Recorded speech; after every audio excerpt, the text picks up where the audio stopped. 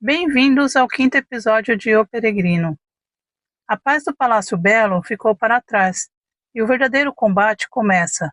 No vídeo de hoje acompanharemos o terrível embate de Cristão contra o destruidor Apolion e sua entrada nas trevas sufocantes do Vale da Humilhação.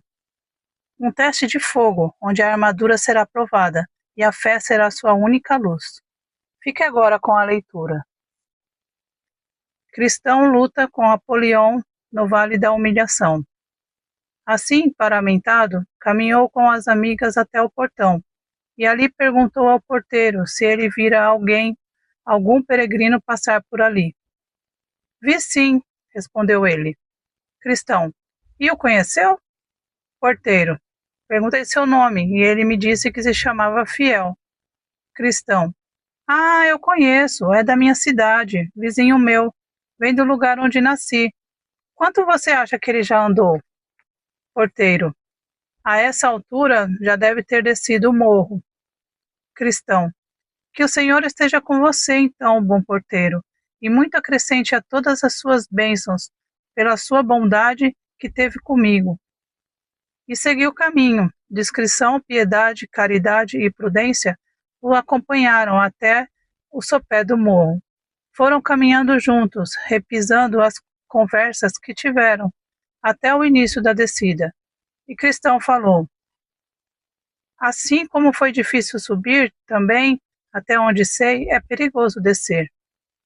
É verdade, tornou Prudência, pois para o homem é penoso descer até o Vale da Humilhação, lá embaixo, sem se escorregar pelo caminho. Portanto, disseram elas, vamos acompanhá-lo até lá. Então ele começou a descer, mas com muito cuidado, e ainda assim sofreu um ou dois escorregões. E o meu sonho, que as amáveis companheiras, quando o Cristão já descer até o sopé do morro, lhe deram um pedaço de pão, uma garrafa de vinho e um cacho de passas. E assim ele seguiu o caminho, no Vale da Humilhação. Porém, o caminho se tornou difícil para Cristão. Pouco andara ainda quando divisou um demônio asqueroso, vindo pelo campo em sua direção. Seu nome era Apolion. Apocalipse 9:11. Cristão teve medo, sem saber se voltava ou continuava. Lembrou então que não possuía a armadura nas costas, e se deu conta de que se virar-lhe as costas, talvez desse ao demônio a vantagem de feri-lo facilmente com seus dardos. Sendo assim, Cristão resolveu arriscar-se, e continuou, pois, refletiu ele, mesmo que só pensasse em salvar a própria pele, o melhor a fazer seria enfrentá-lo. Portanto, avançou, e Apolion veio ter com ele. Ora, o monstro tinha aparência apavorante. Era todo coberto de escamas como um peixe, e essas escamas são seu orgulho. Tinha asas de dragão, patas de urso, do ventre lhe saíam fumaça e fogo, e a boca era como a de um leão. Alcançando o Cristão, encarou-lhe com um olhar desdenhoso, e imediatamente passou a interrogá-lo. Apolion, de onde você vem e para onde você vai? Cristão, venho da cidade da destruição, lugar de todo mal, e me dirijo à cidade de Sião. Apolion, vejo então que você é um dos meus súditos, pois toda aquela terra é minha, e dela sou príncipe e Deus. Como então você foge do seu rei? Não fosse a minha esperança de que você possa ainda me servir agora, mesmo eu esmagaria no chão com um só golpe. Cristão, nasci de fato nos seus domínios, mas seu serviço era duro, e seu salário insuficiente para a vida do homem, pois o salário do pecado é a morte. Romanos 6:23. Portanto, alcançando a maturidade, fiz como as outras pessoas sensatas fazem, procurando uma forma de emendar-me. Apolion, príncipe nenhum perde assim tão fácil os seus súditos, e eu também não pretendo perdê-lo. Mas se você está reclamando do seu serviço e do seu salário, quanto a isso, fique tranquilo. Prometo dar-lhe aqui tudo o que de melhor haja em sua terra. Cristão, mas já me comprometi com o rei dos príncipes. Sendo assim, como posso em justiça voltar contigo? Apolion, Nisso, como diz o provérbio, você trocou o ruim pelo pior. Mas, dentre aqueles que se confessam servos dele, é comum haver deserções, pois logo voltam para mim. Se você fizer isso, tudo lhe sairá bem. Cristão, mas já confiei a ele a minha fé, e a ele jurei fidelidade. Como então poderei voltar atrás sem ser enforcado por traição? Apolion, você fez o mesmo comigo, e no entanto me disponho a esquecer se voltar atrás. Cristão, o que lhe prometi, eu fiz na minha imaturidade. Além disso, confio que o príncipe cuja bandeira agora defendo irá me absolver, sim, e perdoar também o que eu fiz na minha submissão a ti. E também, ó Apolion destruidor, para dizer a verdade, gosto de servir a ele, do salário que ele paga, de seus outros servos, de seu governo, de sua companhia e de sua terra. Gosto mais disso tudo do que das coisas que você me oferece. Portanto, desista de tentar me convencer. Dele é que eu sou servo, e a ele seguirei. Apolion, pondere de novo, friamente, o que irá encontrar neste caminho que você está seguindo. Você sabe que a maioria dos servos dele tem triste fim, pois são transgressores contra mim e contra os meus caminhos. Quantos deles não sofreram morte vergonhosa? Além disso, você acha que servir a ele é melhor do que servir a mim, mas ele jamais saiu do lugar de onde está para libertar das nossas mãos qualquer um dos que lhe servem.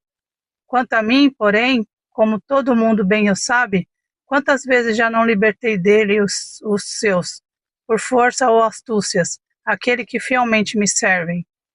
Sendo assim, também o libertarei. Cristão, o fato dele não libertá-los ainda tem por objetivo testar o seu amor, ver se até o final se manterão fiéis. Quanto ao triste fim que você diz estar reservado a eles, isso lhes traz muita glória, pois no presente não esperam libertação. Aguardam sim a glória vindoura, e certamente terão quando seu príncipe vier na sua glória e na glória dos anjos. Apolion, você já foi infiel no seu serviço a ele. Como você espera receber dele seu salário? Cristão, e como, ó Apolion, fui infiel a ele? Apolion, você desfaleceu logo no início, quando quase se afogou no pântano do desânimo. Tomou caminhos errados para se livrar do fardo, quando devia ter tolerado até que seu príncipe aliviasse a carga. Você dormiu em pecado e perdeu a coisa mais preciosa diante dos leões, quase se deixou convencer a voltar, e ao falar da sua jornada e dos que ouviu e viu, no íntimo você deseja vanglória em tudo que diz e faz. Cristão, tudo isso é verdade e muito mais que você não mencionou, mas o príncipe a quem sirvo e honro é misericordioso, sempre pronto a perdoar. Além disso, essas fraquezas já me possuíam em sua terra, pois foi lá que as contraí, e debaixo delas tenho sofrido e lamentado. Mas assim mesmo alcançarei o perdão do meu príncipe. Então Apolion rebentou em terrível fúria, dizendo: sou inimigo desse príncipe, odeio sua pessoa, suas leis e seu povo. Vim com o propósito de deter você. Cristão, Apolion, tome cuidado com o que pensa fazer, pois estou na estrada do rei, caminho da santidade. Trate de tomar cuidado, portanto. Apolion então agigantou-se, ocupou o caminho de um lado e de outro e disse: não tenho um pingo de medo disso. Prepare-se para morrer, pois juro por meu antro infernal que você não seguirá adiante. Aqui tomarei sua alma. E dizendo isso, atirou um dardo flamejante contra o peito de Cristão. Este, porém, defendeu-se com o escudo que trazia no braço, driblando o perigo.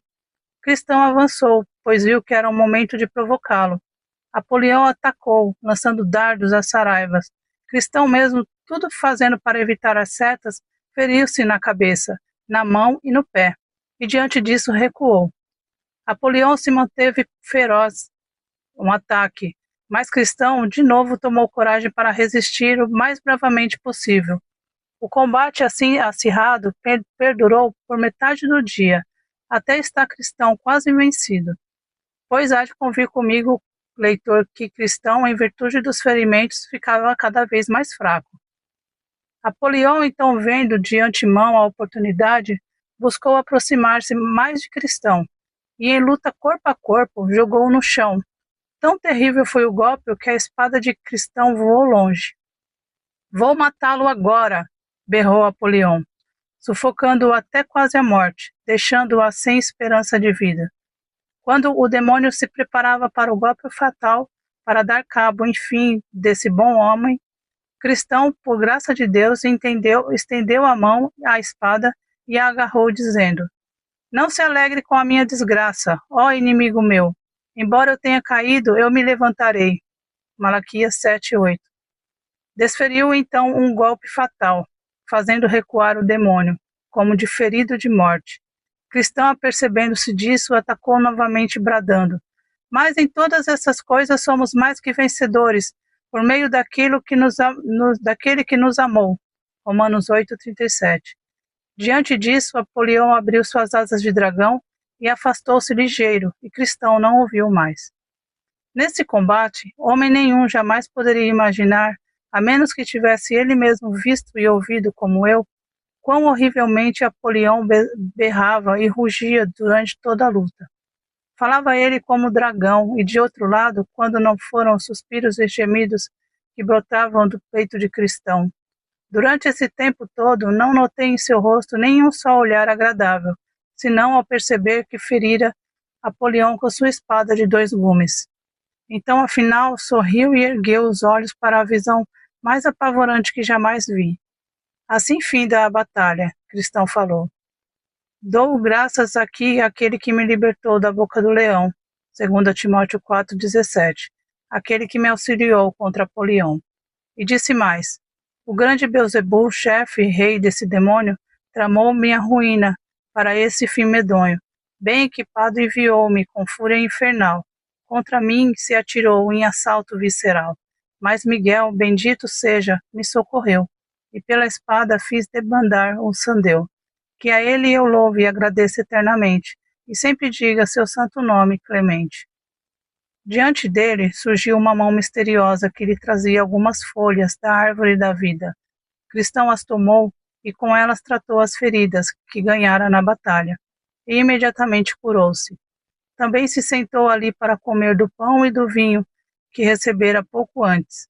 Assim revigorado, retomou a jornada, espada à mão, dizendo: Não sei se outro inimigo ainda está por perto, mas não enfrentou nenhum outro ataque de Apolião em todo o vale. As aflições de Cristão no Vale da Sombra da Morte.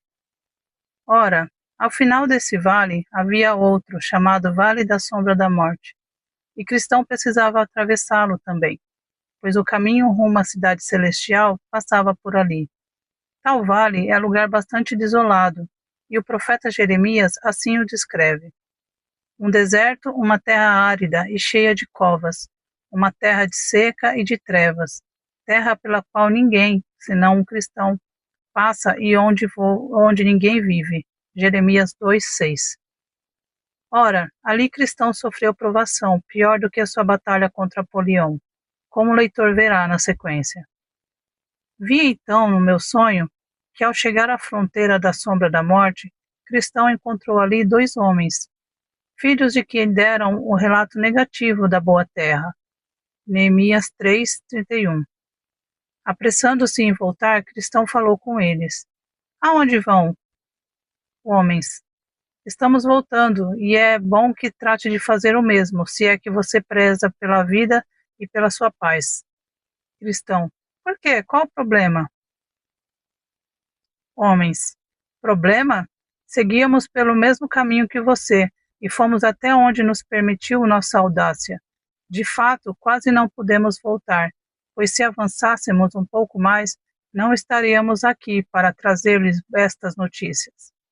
Cristão: Mas o que foi que encontraram? Homens: Bom, estávamos quase no vale da sombra da morte, mas por sorte, olhando adiante, vimos o perigo antes que tivéssemos de enfrentá-lo. Cristão: Mas o que foi que vocês viram? Homens: Você nem pode imaginar. O vale em si é escuro como um breu. Também vimos ali os diabretes, sátiros e dragões do abismo. Percebemos que lá de dentro do vale vinha um ruído contínuo de uivos e berros, como de gente sob padecimento indizível, vivendo ali em aflições e cadeias. Acima do vale pairam as desanimadoras nuvens da confusão. A morte também abre as asas sobre ele. Em sumo, em toda parte só há coisas apavorantes.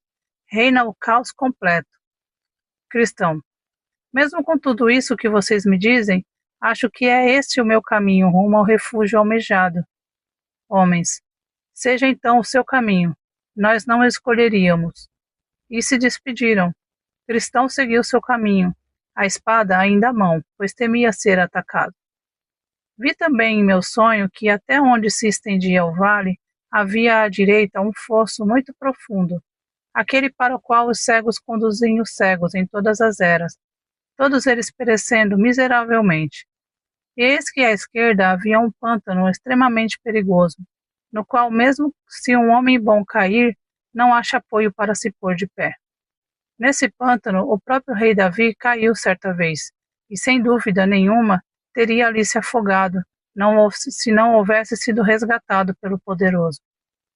Também o caminho era ali extremamente estreito, e o bom cristão, mais do que nunca, tinha de se ater a ele, pois quando nas trevas buscava evitar o fosso de um lado, quase mergulhava no lamaçal do outro, e enquanto procurava escapar do lamaçal, não tomasse grande cuidado, certamente cairia no fosso.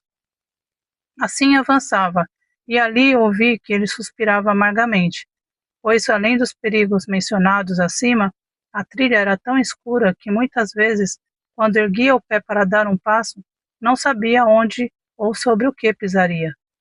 Mais ou menos pelo meio do vale, percebi abrir-se a boca do inferno, enquanto as margens do caminho permaneciam igualmente assim deitadas. Pensou consigo, cristão, que hei de fazer? E as chamas e os fumos brotavam do abismo em abundância, incessantemente, com centelhas e sons horripilantes, coisas insensíveis à espada de cristão, ao contrário de Apolião. Tanto que se ele viu forçado a embainhar a espada e refugiar-se com outra arma, chamada de oração. Efésios 6:18. Então clamou e o clamor assim chegou aos meus ouvidos. Ó Senhor, te suplico, livra minha alma. Salmo 116:4. Assim caminhou, longo trecho, embora as chamas se aproximassem dele cada vez mais. Também ouvia vozes aflitas e afãs de um lado e do outro, tanto que por vezes chegava a pensar que seria estraçalhado ou pisoteado como barro pelas ruas. Ele contemplou essa visão apavorante e ouviu esses sons terríveis durante quilômetros e quilômetros. A certa altura, pensando ouvir um grupo de demônios vindo em sua direção, parou e pôs-se a cogitar que o melhor que havia a fazer era cruzar-lhe as mentes na idade da sombra. Depois pensava que já deveria estar no meio do caminho do vale, final do vale. Lembrava também que já havia vencido muitos perigos e que o risco de voltar talvez fosse muito maior do que o de avançar. Portanto, determinou a prosseguir. Todavia, os demônios pareciam se aproximar cada vez mais, mas quando já estavam quase sobre ele, clamou com uma voz muitíssimo intensa: Andarei na força do Senhor Deus. E eles recuaram, não se aproximando mais. Um detalhe, não quero esquecer. Reparei agora que Cristão se achava tão confuso que já não conhecia a própria voz, e foi assim que o percebi. Justamente quando chega diante da boca do abismo ardente, um dos malignos postou-se atrás dele e de modo sutil se aproximou, sugerindo-lhes aos sussurros muitas blasfêmias repulsivas, e ele, de fato, julgou ter nascido de seus próprios pensamentos. Isso perturbou mais Cristão do que tudo que ele enfrentara até ali, chegando mesmo a pensar que deveria blasfemar contra aquele que tanto amara antes. Se pudesse, porém, evitá-lo, não o faria, mas não teve discernimento para tapar os ouvidos, nem para compreender de onde vinham essas blasfêmias. Depois de viajar por tempo considerável, nessa situação desalentadora, julgou ouvir a voz de um homem que à frente dele dizia: Embora eu ande pelo vale da sombra da morte, não temerei mal nenhum, pois tu está comigo. Então se animou por 3 motivos. Primeiro, porque deduziu isso, que alguns que temiam a Deus estavam também nesse vale como ele. Segundo, porque sentia que Deus estava com ele, mesmo naquela situação sombria e lúgubre. E porque não há de estar comigo, pensou ele, embora eu não perceba em virtude dos obstáculos que caracterizam este lugar. Terceiro, porque esperava, e viesse alcançá-los, ter companhia em breve. Por isso prosseguiu e chamou o que estava à sua frente, mas este não sabia o que responder, pois também se julgava só ali. E assim que raiou o dia, disse Cristão: ele torna a sombra da morte em manhã. Amós 5:8. Chegando a manhã, olhou para trás, não desejoso de voltar, mas para ver a luz do dia que em perigos enfrentara sobre as trevas. Então viu mais nitidamente o fosso de um lado e o lodaçal do outro. Também viu como era estreito o caminho que passava entre os dois. Viu os diabretes, sátiros e dragões do abismo, mas todos distantes, pois após o alvorecer eles não se aproximavam. No entanto, a eles se revelaram segundo o que está escrito. Revela coisas profundas das trevas e traz à luz densas sombras. Jó 12:22.